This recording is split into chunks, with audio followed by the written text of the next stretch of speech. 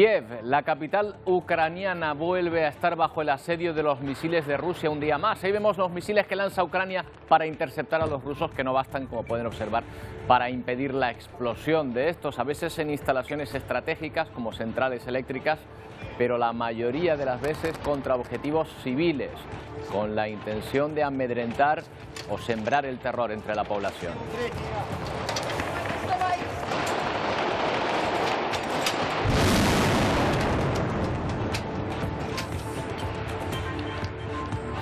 Terror en Kiev ante el asedio de los misiles rusos. ¿Qué tal? Buenos días. Y si nada lo remedia, la desaceleración económica en buena parte de los países desarrollados nos aboca a una época de recesión. Y las primeras señales empiezan a mostrarse ya en forma de protestas por la subida de precios. Madrid, Berlín, París o Bogotá. El descontento se hace palpable en la calle, donde las protestas se generalizan. La compra está siendo terrible. Cada semana son 5 euros más. Protesta de pensionistas en Madrid. En Francia, la huelga de empleados de refinerías mantiene paralizado el sector productivo ante la dificultad para llenar el tanque de combustible. Las tensiones económicas amenazan con volver a decapitar el gobierno británico, con su primera ministra contra las cuerdas. Las protestas también en el continente americano tienen como base el alto coste de la vida, mientras la población exige soluciones rápidas a un problema complejo agravado por la guerra de Ucrania y la crisis energética.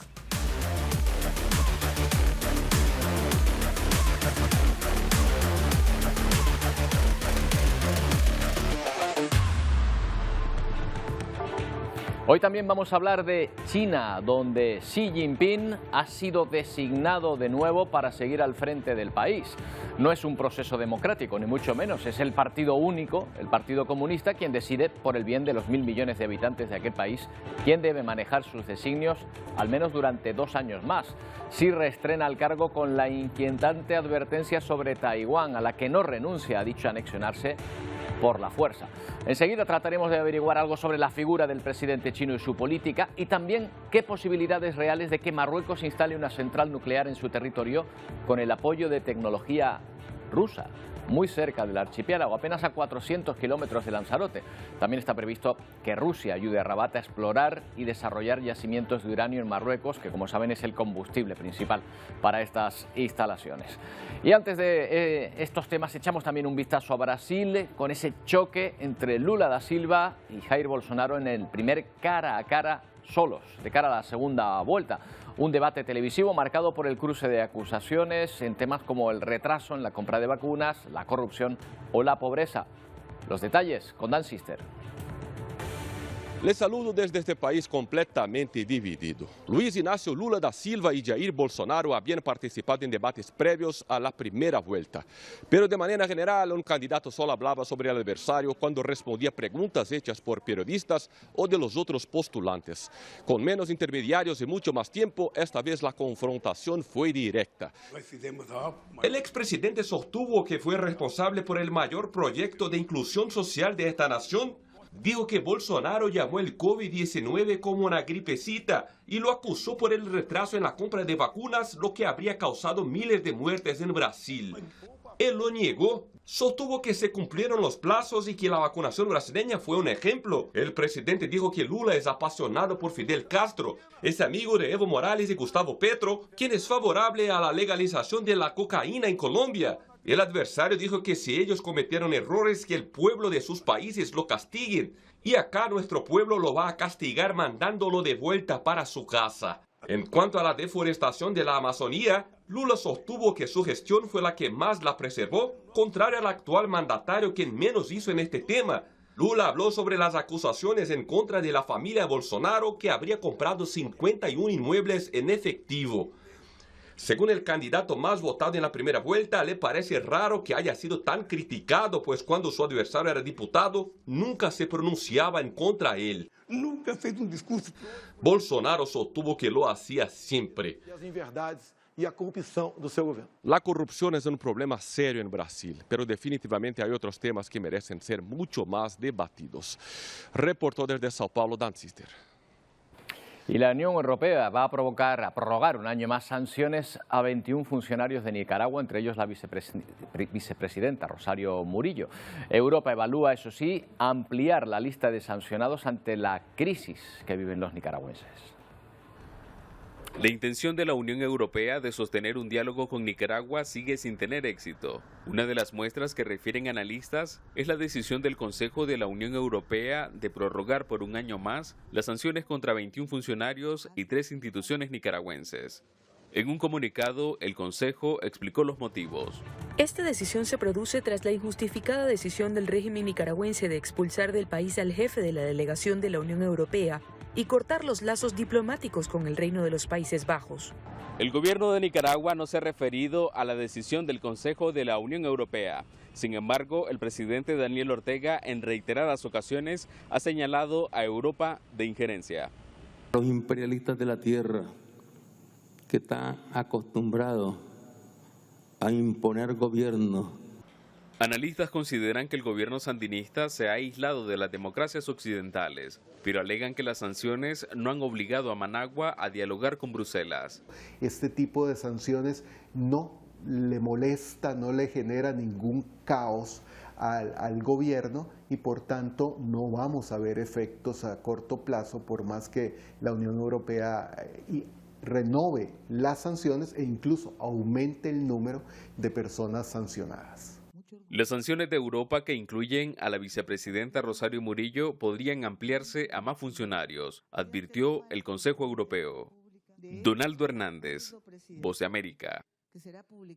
El presidente de Estados Unidos, Joe Biden, terminó este fin de semana en Oregón su gira occidental dentro de su país, donde los republicanos creen que van a arrebatar el control a los demócratas por primera vez en 40 años. Allí en la ciudad de Portland, Biden protagonizó una escena que ha desatado la ira de los conservadores. El mandatario estadounidense se tomaba un helado mientras declaraba que la economía de su país es fuerte como el infierno. Eso dicho, a pesar de la tasa de inflación del 8,2% y las advertencias de una recesión inminente.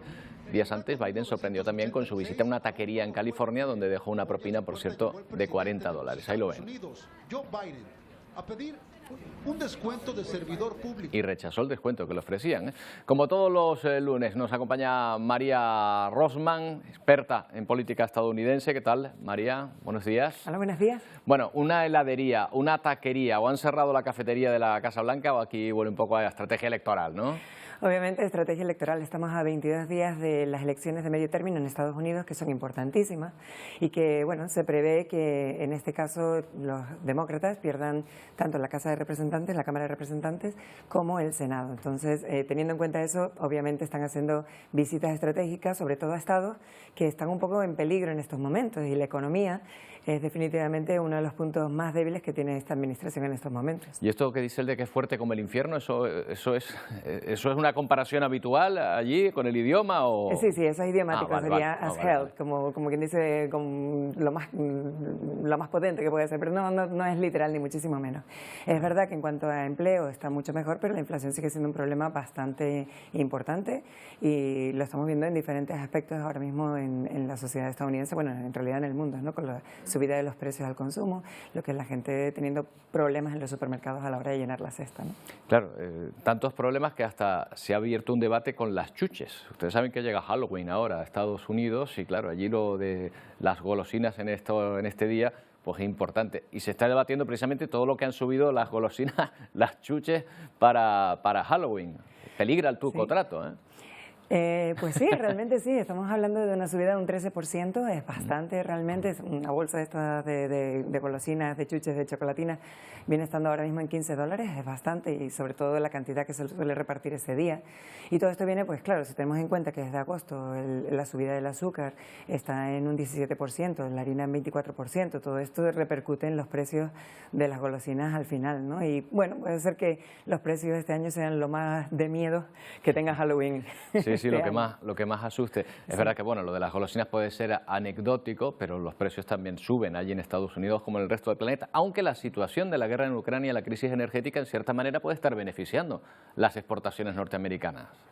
Sí, hasta cierto punto siempre hay un silver lining que dicen, ¿no? Siempre hay un lado positivo si lo queremos ver de alguna manera, pero sigue siendo un problema bastante importante, sobre todo, como decíamos antes, de cara a las elecciones. La gente, bueno, puede estar contenta con ciertos aspectos de este gobierno, pero cuando se enfrentan a lo que es su cheque habitual, aunque ahora suben las pensiones en Estados Unidos, una subida más grande que ha habido en los últimos 40 años, de un 8% creo que es la subida. Todo este tipo de cosas influyen a la hora de ir a las urnas a votar. La gente está preocupada, obviamente. Bueno, y a la hora de ir a las urnas, no sé si en estas elecciones de medio término ya concurrirán, pero hay un nuevo partido. Tradicionalmente los Estados Unidos tiene dos. El poder se alterna entre demócratas y los republicanos. Todos lo conocen, pero hay un hombre, lo van a conocer, lo van a ver enseguida, se llama Andrew Yang. Es un empresario que para empezar tiene muchísimo dinero, 47 años, y formó parte de la lista de los demócratas, pero ha decidido montar su propio partido, al que ha llamado Forward Party, partido hacia adelante. Él dice que ni izquierda ni derecha, hacia adelante, con lo que busca una especie de tercera vía, una alternativa. Y esto me hace recordar a mí que no es la primera vez. Hubo un tal Ross Perot en su momento que también disputó la presidencia a los dos representantes del republicano, del Partido Republicano y del Partido Demócrata en su momento, ¿no? Sí, se ha intentado otras veces y de hecho hay otros partidos, están también los independientes, los verdes, pero realmente no cuajan en la sociedad estadounidense ese tipo de pensamiento. En el caso de Andrew Yang, que me imagino que te acordarás que se presentó, de hecho era uno de los candidatos para la presidencia en su momento por el lado demócrata en las primarias, también se presentó para candidato a alcalde en Nueva York, tampoco tuvo suerte. Y este partido es un partido un poco diferente, porque lo que él quiere es cambiar la forma en que se hace política en Estados Unidos. Entonces, no es un partido que quiera presentarse, por lo menos por ahora, en los primeros años, a una candidatura como para una presidencia del gobierno, sino tener un peso, una influencia en los que son los gobiernos locales, de manera que hayan puestos, que son miles los que estamos hablando, en los ayuntamientos, en los puestos locales, para empezar, sí, a tener un cierto peso de una política que sea de cooperación, de colaboración entre la izquierda, la derecha, independientes, en fin, no es una ideología realmente definida, sino un espacio en el que cabe todo el que no quiere ser extremista. ¿No? Exactamente. Contra la polarización. Sí. Fíjate, en Estados Unidos nos quedamos precisamente, pero con un país que tiene muchos lazos, ya lo saben, con Canarias, Venezuela. ¿Cómo gestionar las miles de personas que a diario tratan de entrar en su país? La semana pasada hablamos de los cambios que afectarán a aquellos que llegan desde Venezuela, cambios que están generando ya confusión entre estos migrantes. Este grupo de 24 venezolanos realizó una travesía desde Colombia hasta Nicaragua. Desde allí empezaron un nuevo periplo hasta México. Y llegaron el 12 de octubre, el mismo día que Estados Unidos anunció un cambio radical para los migrantes procedentes de Venezuela. Uno de los migrantes del grupo, que se encuentra ahora en Tamaulipas, México, habló con La Voz de América y pidió que su identidad sea resguardada para no poner en riesgo su posible trámite migratorio. Dice que se sienten decepcionados y con más preguntas que respuestas. Bueno, lo que tenemos pensado hacer es movilizarnos por lo menos hasta México DF, porque nosotros tenemos permiso de tránsito aquí, emitido desde el 7 de octubre. Con él hay al menos 2 mujeres y 2 niños. 2 de los integrantes de su grupo, nos dijo, salieron rumbo a la frontera sur de Estados Unidos, a pesar de que el jueves fueron deportados los primeros venezolanos intentando ingresar al país. Anoche salieron 3 de nuestro grupo con la forma migratoria y en la primera alcabala se la rompieron, estaron en una patrulla y les quitaron $100 a cada uno y lo que hicieron fue tirarlos en una caravana que va. Hay personas que lo que están es volviéndonos locos con informaciones que no sabemos si son verdaderas. Organizaciones a favor de los migrantes y legisladores han criticado la medida del presidente Biden por, como dicen, poner más obstáculos a estos migrantes que consideran vulnerables debido a la crisis en Venezuela. La Casa Blanca argumenta que la idea es crear un programa humano, ordenado y seguro. Jorge Agobián, Voz de América. Bueno, los venezolanos forman ahora una corriente importante, pero no es la única que ha entrado y que lo hace además de forma ilegal, porque hay una cantidad enorme de personas que están en situación ilegal en Estados Unidos. Es que el sistema migratorio en Estados Unidos realmente es un sistema que no funciona, que está roto desde hace muchísimo tiempo. Hace un par de legislaturas se intentó de forma conjunta entre republicanos y demócratas llegar a un acuerdo para hacer una reforma integral. No se hizo, no se ha vuelto a tocar y el problema de la inmigración es muy delicado, muy importante. Entonces vemos que cuando se produce una migración hacia Estados Unidos de países en los que hay una situación política en la que se puede pedir un asilo, ese es el camino para hacerlo. Sin embargo, están tan atrasados los procedimientos para llevarlos a cabo que son años los que tardan. Claro. Mucha gente intenta entrar de forma ilegal. Por supuesto que una vez que entras de forma ilegal ya es muy difícil que tú puedas hacer un proceso legal para quedarte en el país, poder trabajar y tener un trabajo digno, porque si no estamos hablando de trabajos que nadie quiere y que pagan muy mal, no puedes volver a salir del país. En fin, para hacerlo de forma legal en estos momentos es muy, muy complicado. Como vimos ahora cuando el gobernador Ron DeSantis llevó este avión desde Texas hasta Nueva York, hasta Chicago. Esto, sí, es un poco alentó a mucha gente a lo mejor a hacer este tipo de cosas, pero sigue siendo un problema y no se soluciona. Están llegando muchas de estas personas a distintas ciudades, normalmente gobernadas por demócratas, las que se los mandan efectivamente desde estos lugares. Sí. Muchas gracias, María. Será hasta la semana que viene. Hasta la próxima. Bueno, vamos a ver cómo está la situación en China, que es noticia porque ya saben que el Congreso Nacional del Partido Comunista ha otorgado al presidente Xi Jinping otro mandato. Con este ya sería el tercero y sería el primer presidente del país en ostentar tantos. Hay otro hecho noticiable, el aviso a las regiones separatistas, sobre todo Taiwán, de que China no renuncie al uso de la fuerza para anexionarse. Ovación para el presidente Xi Jinping en el Congreso del Partido Comunista Chino, que de forma histórica le concede un tercer mandato. Así, desde 2003, al frente de una de las potencias del mundo, el líder chino ha aprovechado la ocasión para marcar los pasos que el país debe seguir a partir de ahora. Un camino que pasa por 3 puntos de interés: las regiones administrativas de Macao y Hong Kong y, como no, la reclamada isla de Taiwán. Son territorios que preocupan al gobierno porque, ligados a él de forma histórica, ahora en ella se afianzan los movimientos a favor de la independencia y en contra de continuar bajo el mando de la República Popular de China. Por ello, Xi Jinping aprovecha la ocasión y ante miles de congresistas lanza un mensaje directo a los taiwaneses. Continuaremos luchando por la reunificación, no renunciaremos al uso de la fuerza, palabras que también van dirigidas a las fuerzas separatistas de Hong Kong y Macao. El líder chino continuará así gobernando hasta 2028. Hasta hoy, un presidente solo podía tener 2 mandatos, pero Xi Jinping es el primero que tendrá 3.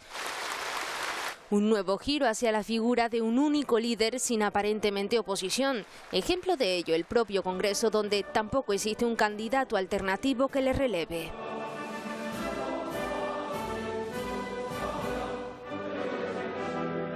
Desde que no lo haya se habrá encargado él, nos imaginamos. Vamos a hablar con un experto, Felipe de Basa, director del Máster de Unión Europea y China de la Universidad Rey Juan Carlos. ¿Qué tal, Felipe? Buenos días.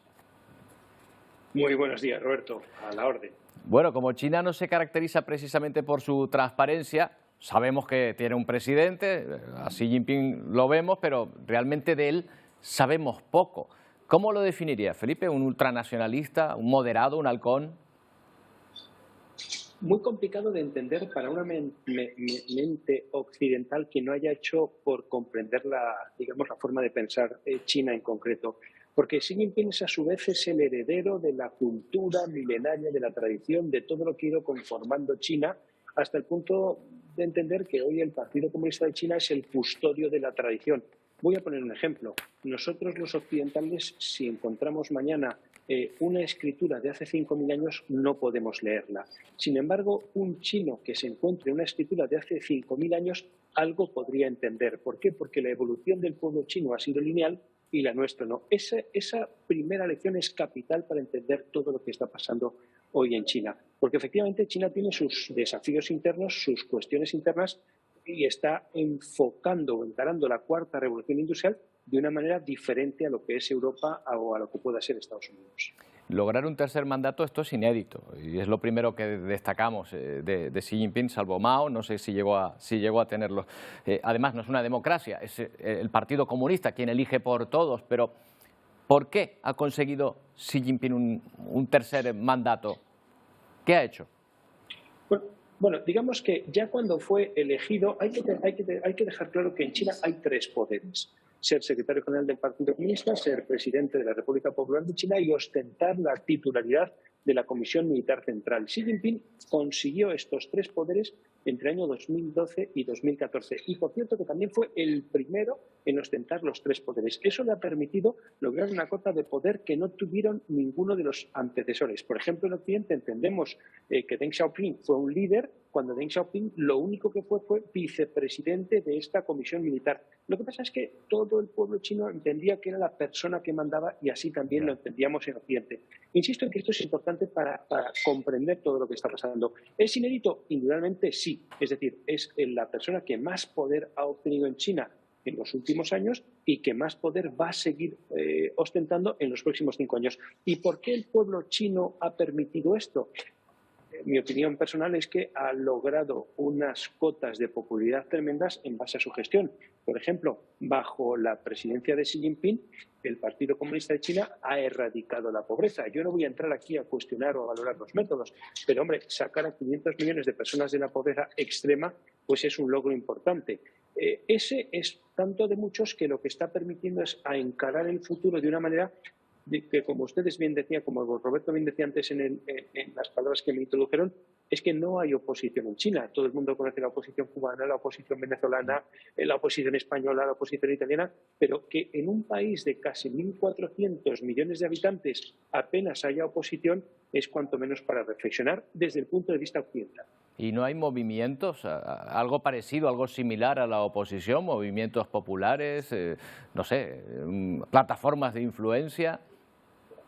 Mire, en el continente prácticamente ninguno. ¿Por qué? Pues porque yo lo hablo desde la experiencia de conocer a mis estudiantes chinos. Las personas que van a la universidad, el que quiere meterse a ser funcionario, pues ya lo tiene muy claro y se mete a ser funcionario.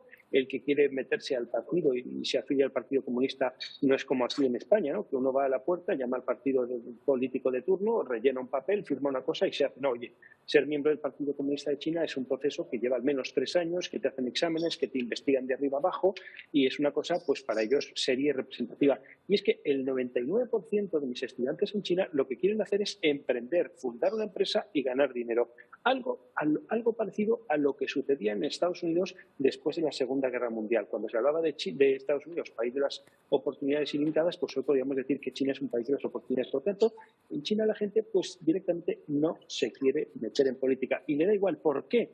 Mire, el embajador Carlos Blasco decía que los chinos ven a sus dirigentes como nosotros podemos ver en España al presidente de una comunidad de propietarios. Oiga, si a mí en mi casa se estropea el ascensor, pues lo que hago es llamar al presidente o llamar al administrador diciendo arregles el problema. Pero si en España se estropea el metro, pues mañana se pide la cabeza del concejal, del diputado de turno, del alcalde, de no sé qué, y te hacen un movimiento, arreglen el metro. Es decir, es una manera muy diferente de ver las cosas. Esto sí que afecta, como bien decían ustedes también, a las relaciones entre Hong Kong, Taiwán, la región de Xinjiang, claro, porque es una manera muy diferente de ver esa globalidad que es China. Claro, quizá lo de Taiwán, dentro del discurso de Xi Jinping, sea lo más inquietante. ¿Esto cómo lo traduces, Felipe? ¿Como un discurso para la parroquia o una escalada bélica por venir?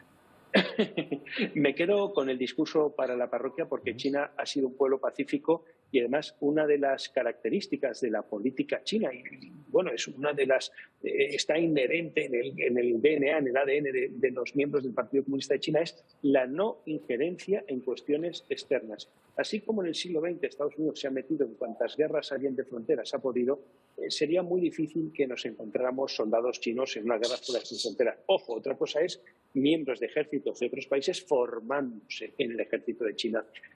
Taiwán ha sido China hace 60 años, la isla de Formosa era una parte más, y lo normal y lo natural es que conforme el nivel de vida de la China continental va subiendo y el nivel económico de la China continental va subiendo, los propios ciudadanos de Taiwán quieran ser chinos, porque claro, no querían ser chinos antes cuando el nivel de vida era muy diferente, pero ahora la cosa ha cambiado. Ya. Entonces sí que podemos hablar de que hay un artificio para fomentar ese nacionalismo en Taiwán que a todas luces con una China continental fuerte acabaría desinflándose. Y aquí habría que pensar quiénes son los terceros países interesados en que esos conflictos se produzcan. Bueno, pues con esa reflexión la dejamos en el aire. Felipe, y nos citamos para otro día, para seguir hablando. Siempre interesante charlar contigo. Gracias.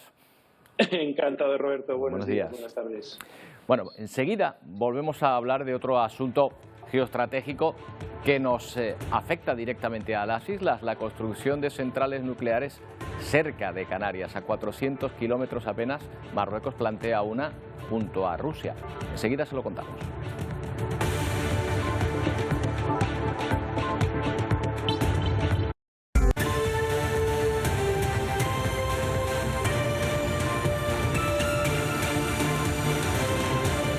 Nuevo ataque ruso a la capital ucraniana. Kiev ha sido bombardeada a primera hora de la mañana masivamente con drones kamikaze de fabricación iraní. Hay al menos un fallecido y una veintena de heridos. La Unión Europea ha anunciado que va a buscar pruebas de la supuesta participación de Irán en la guerra. Las explosiones se suceden en el centro de Kiev. La población corre hacia los refugios.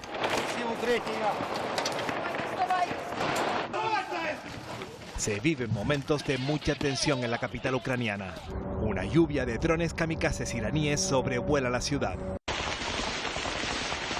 Son tantos que las defensas antiaéreas no dan abasto. Este misil antiaéreo trata de impactar con uno de los drones, pero sin éxito. El vehículo no tripulado termina alcanzando su objetivo. Los drones se estrellan contra instalaciones estratégicas, ferrocarril, estaciones eléctricas, suministro de agua y gas. Rusia busca dejar a la población sin luz, sin agua, sin gas y sin comunicaciones. El metro vuelve a convertirse en el mejor refugio ante los bombardeos rusos. Ucrania lleva semanas denunciando estos ataques con drones de fabricación iraní. Teherán niega haberlo suministrado. El Kremlin no se ha pronunciado. La Unión Europea investigará si es cierto. Buscaremos pruebas concretas sobre la participación de Irán en la guerra de Ucrania, afirmaba esta misma mañana el alto representante de política exterior de la Unión Europea. Josep Borrell no descarta nuevas sanciones contra Irán si se demuestra la implicación de Teherán en la guerra de Rusia contra Ucrania. Los ataques no han ido solo contra la capital ucraniana. En las últimas horas, Rusia también ha bombardeado infraestructuras esenciales en varios puntos del país. En Mykolaiv, los drones suicidas han impactado en esa terminal de aceite de girasol. Otro bombardeo en Zaporilla ha vuelto a desconectar la central nuclear de la red general, teniendo que volver a refrigerar el combustible con generadores diésel. Los proyectiles han caído también en Odessa y Dnipro. Una consecuencia de esta guerra es arrastrar al mundo a la recesión. La actividad económica global está experimentando una desaceleración generalizada, con la inflación más alta que se registra en varios decenios. Se prevé un otoño incierto. La crisis energética y la guerra en Ucrania han puesto patas arriba a la primera economía europea por tamaño, con un Producto Interior Bruto que representa el 25% de la riqueza de los 27.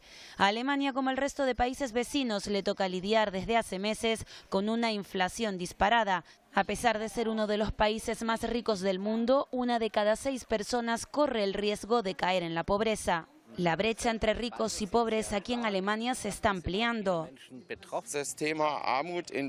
Nos ignoran, no nos escuchan, nadie nos escucha. Y Francia no se queda atrás. Este domingo miles de personas salieron a las calles de París para protestar contra el aumento de los precios.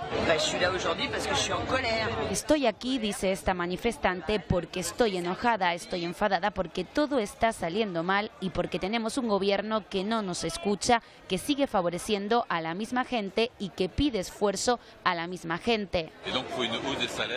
Se necesita, dice este otro manifestante, un aumento de salario. Los precios de la energía están explotando, el precio de los alimentos por las nubes. Nunca saldremos de esto a este ritmo. Esta protesta es el preludio de la movilización nacional convocada por los sindicatos para este martes 18. Ese día podrían resultar paralizados sectores claves del país, como el de los transportes o la educación. En medio de esta incertidumbre económica, este lunes las bolsas europeas amanecieron pendientes de Reino Unido. El nuevo ministro de Finanzas presentará hoy las medidas fiscales y de gasto. Lo hará después de que este fin de semana el gobernador del Banco de Inglaterra advirtiera de que es posible que los tipos de interés tengan que subir más de lo que se pensaba hace tan solo un par de meses. Tal y como están las cosas hoy, mi mejor suposición es que las presiones inflacionarias requerirán una respuesta más fuerte de lo que quizás pensábamos en agosto. Al otro lado del mundo, la inflación asfixia a los argentinos y alcanza el 83% interanual, y eso que es un país acostumbrado a vivir con constantes aumentos de precios. Es que ir sacando cosas de la alimentación porque no te da el sueldo como para poder seguir. Es muy difícil porque todos los días te cambian los precios y por eso venimos a estos lugares a tratar de conseguir mejores precios. Aquí ya más del 36% de la población es pobre. La compra está siendo terrible. Cada semana son 5 euros más. Bueno, pues ya ven que España, lo saben perfectamente, no se libra de la subida de los precios. Esta señora, por ejemplo, se manifestaba el sábado en Madrid junto a miles de personas para pedir mejores pensiones y mejores sueldos.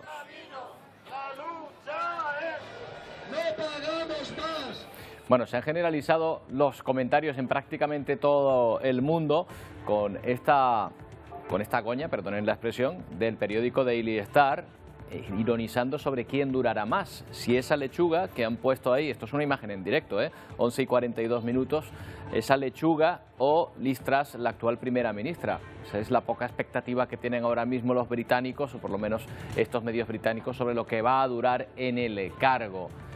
Era la pregunta que se hacían, ¿quién iba a durar más? Si la primera ministra o esa lechuga. Todo habrá que verlo después de que otro periódico, el Economist, algo más serio, afirmará que duraría menos que esa lechuga. Los británicos apuestan también por lo que pasará finalmente. Por el momento la mayoría cree que tendremos más tiempo ese vegetal que la primera ministra, lo que pone de relieve la presión a la que se enfrenta la titular del gobierno británico. Esta es la prensa británica que despierta con la conspiración, dicen algunos medios, para derrocar a la primera ministra. Muchos periódicos especulan con que podría ser obligada a dejar el cargo por su propio partido. Graham Brady, jefe del comité del Partido Conservador, es quien organiza la contienda por el liderazgo. Según los tabloides, cuenta con el apoyo de más de 100 miembros del Parlamento. Gran Bretaña está sumida en una crisis política desde que votó a favor de abandonar la Unión Europea en 2016. Liz Truss va camino de seguir la estela de David Cameron, Theresa May o Boris Johnson.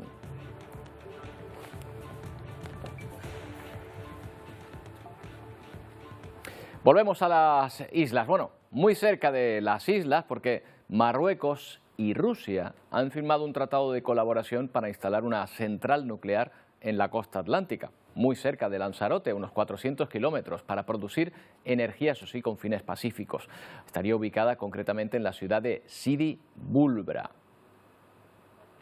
También está previsto que Rusia ayude a Rabat a explorar y desarrollar yacimientos de uranio en Marruecos, suministrar combustible nuclear para reactores de potencia e investigación y gestionar los residuos radiactivos, además de formar al personal que va a trabajar en la central nuclear. Porque ha explicado que ligar a esa ruptura del ayuno a alguien externo al círculo. El presidente del gobierno se despertó. En su momento se había hablado de la construcción de una central nuclear en territorio marroquí, en su momento se hablaba de Tantán, seguro que lo recuerdan. Vamos a preguntar sobre este asunto a Fernando Cocho, analista de inteligencia y riesgos de la seguridad nacional. ¿Qué tal, Fernando? Buenos días. Hola, buenas tardes. Un placer estar con mis hermanos de Canarias. Bueno, ¿qué riesgos se contemplan en una construcción para Canarias y para nuestro país, en la construcción de una central nuclear tan cerca de las islas? Bueno, riesgos reales como tal para la construcción de una central nuclear no hay en sí mismo, porque las nuevas centrales nucleares, sobre todo las de generación francesa o las propias rusas modernas, pues no generan riesgos como tales.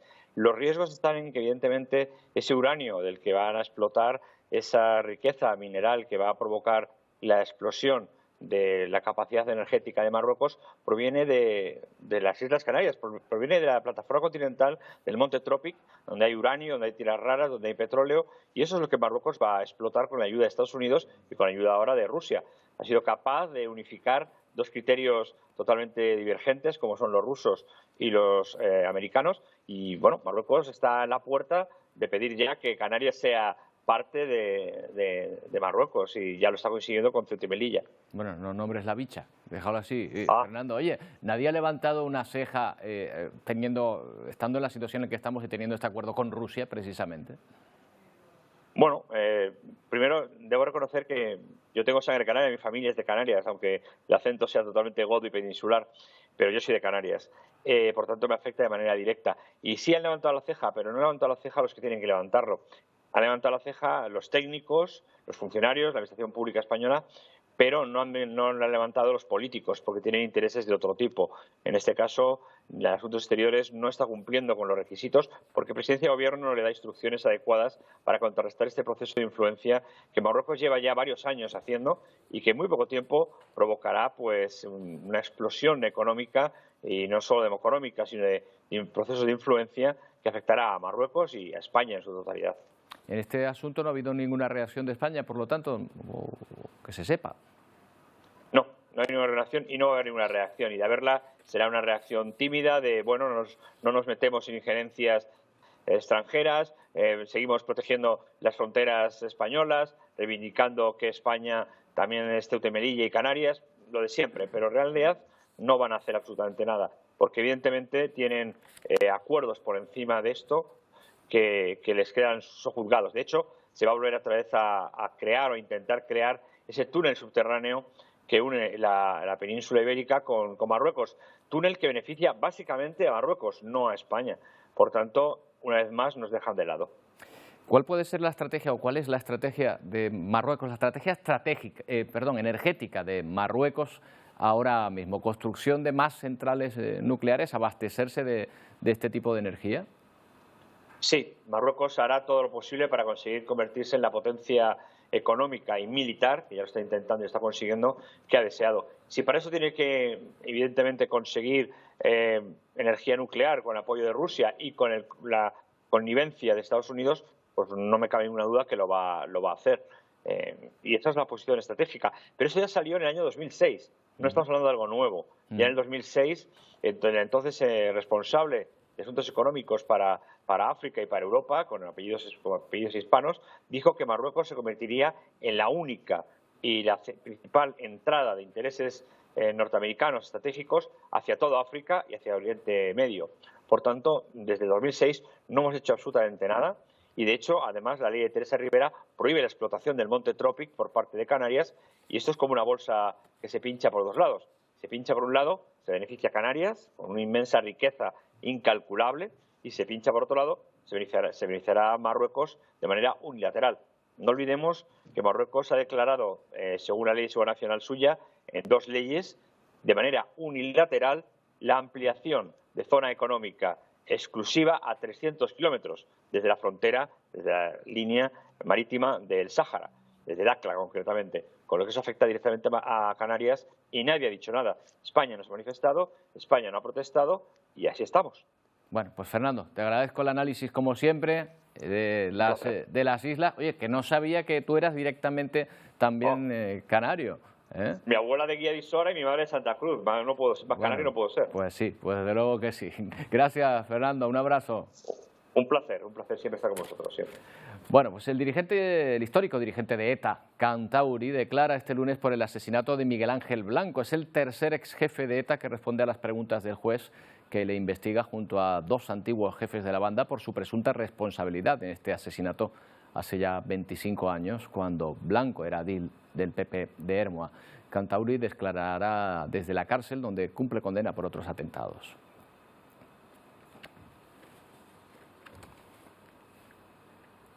Aquí en las últimas horas vienen marcadas por la llegada de embarcaciones a las islas. Ahora mismo, Salvamento Marítimo remolca a Recife a una neumática con 53 subsaharianos a bordo. Solo este lunes se ha rescatado a 132 personas cerca de la isla. Se espera que lleguen a mediodía. De madrugada se había auxiliado a otras dos pateras, a las que hay que sumar otras 3, con 106 personas que llegaron ayer domingo.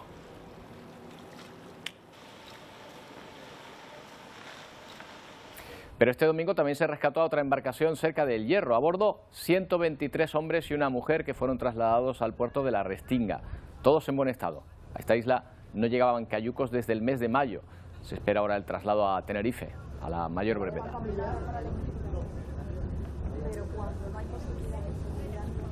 Vamos a ver qué contenidos nos trae enseguida Ponte al Día. Wendy, Pedro, buenos días. ¿Qué tal, Buenos Roberto? días, Roberto. Bueno, arrancamos semana y lo hacemos hablando de inflación, que bajó hasta un 8,9%. Bueno, nos da un leve respiro, pero lo cierto es que no deja de aliviar la presión de nuestros bolsillos. Si ya es complicado, imagínense ustedes, ir a hacer la compra y afrontar el mes una sola persona, imagínense una familia numerosa. Pues un equipo de este programa va a estar con una familia numerosa en el Puerto de la Cruz, en Tenerife, para conocer cómo afrontan el día a día y esta subida de precios que, como sabemos, pues se deben como consecuencia de la pandemia y también de la guerra de Ucrania. Cada vez son más las personas que no llegan a final de mes y son los comedores sociales quienes mejor pueden tomarle el pulso a esta situación. Este programa también estará en directo en uno de estos comedores sociales para conocer la realidad de tantos canarios.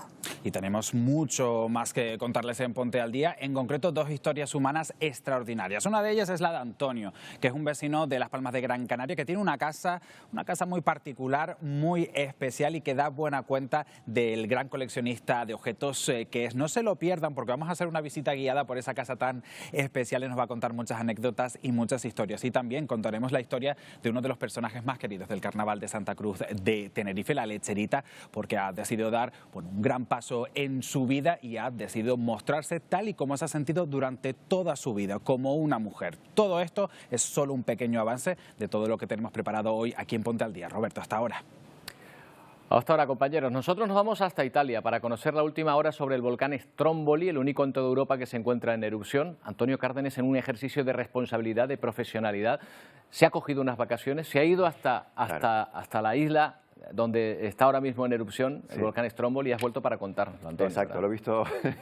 Lo he visto en persona. Bueno, es verdad. Llegaste 2 días antes de que entras en erupción otra vez. Sí, de hecho, íbamos a hacer una excursión al volcán y ya se estaba advirtiendo de que el volcán entraba en otra fase y que no se podían hacer visitas, por ejemplo, hasta la cima del volcán. Estamos hablando de una isla que es la mitad del tamaño de La Graciosa, Roberto, o sea, muy pequeña. Muy pequeña, ¿no? Aún así vive gente allí en las 2 esquinas, lejos del cráter, pero aún así es una isla que prácticamente es una montaña. El volcán tiene 950 metros de altitud, en ocasiones en las que el volcán no está tan con esas erupciones tan violentas, sí se puede subir hasta arriba. Cuando yo fui se podía subir hasta los 400, ahora solo se puede subir hasta los 290. Y estamos viendo en imágenes, o vamos a ver enseguida lo que está pasando. Una erupción, fíjate, esto es lo que ocurrió el día 9 de octubre, a cámara rápida por supuesto, esta nueva fase de la erupción, fíjate toda la lava que cayó por ahí, levantando por supuesto estas columnas de humo, de ceniza.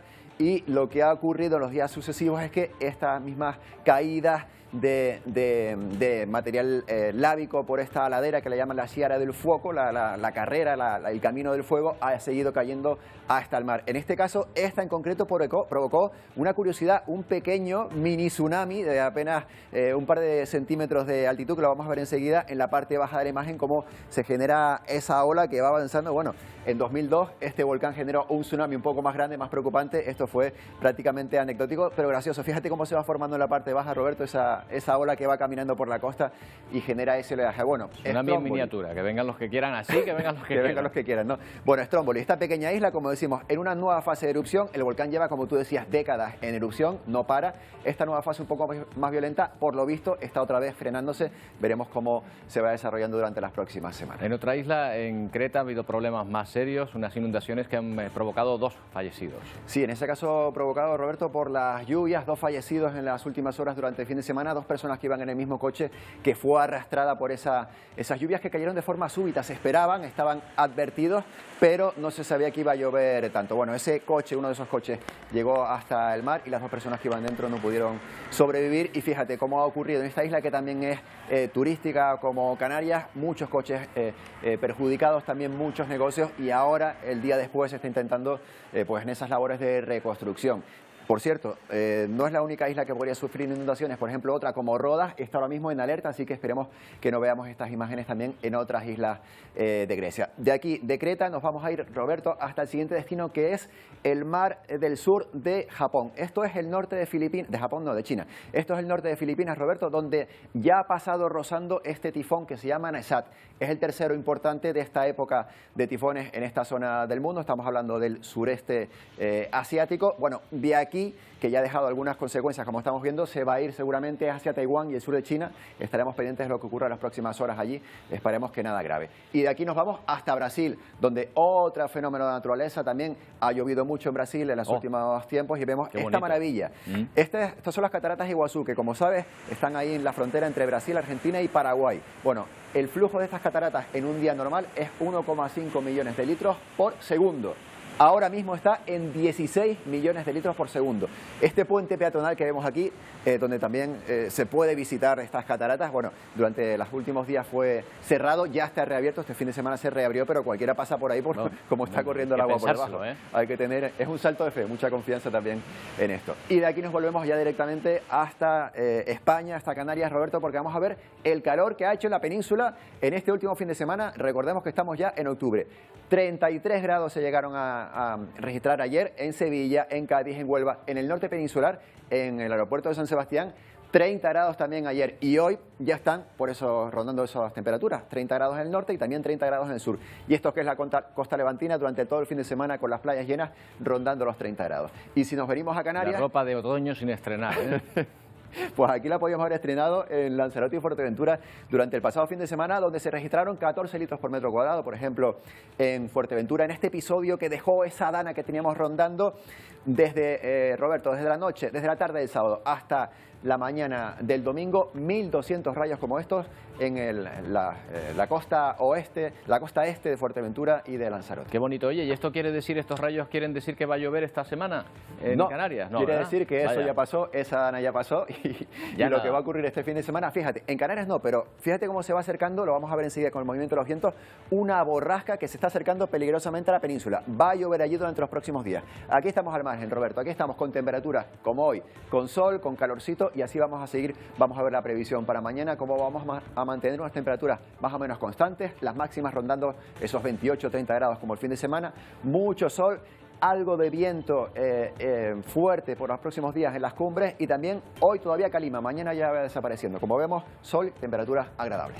Muy bien, pues nada, otoño cálido, otoño tranquilo, templado, por lo menos, primaveral, ¿no? otoño Como tiene primaveral. que ser. Gracias, Antonio. Bueno, nos vamos a ir esta mañana desde Estados Unidos, desde Carolina del Norte concretamente, donde se ha celebrado un festival de globos que cuenta ya con 47 ediciones. Llevaba 2 años sin organizarse por culpa del COVID, pero ya ven la imagen que nos deja. Bueno, hay que tener afición para esto y de tener, desde luego, infraestructura en el garaje para poder guardar estos artefactos. Pero una vez los sacan al aire, miren qué bonito estos paseos que se pueden dar en globo, en esta parte ahora de Estados Unidos, donde el otoño se puede observar en todo su esplendor. Así les dejamos. Llega Ponte al Día, nosotros volvemos mañana, como cada día, a partir de las 11. ¡Feliz día!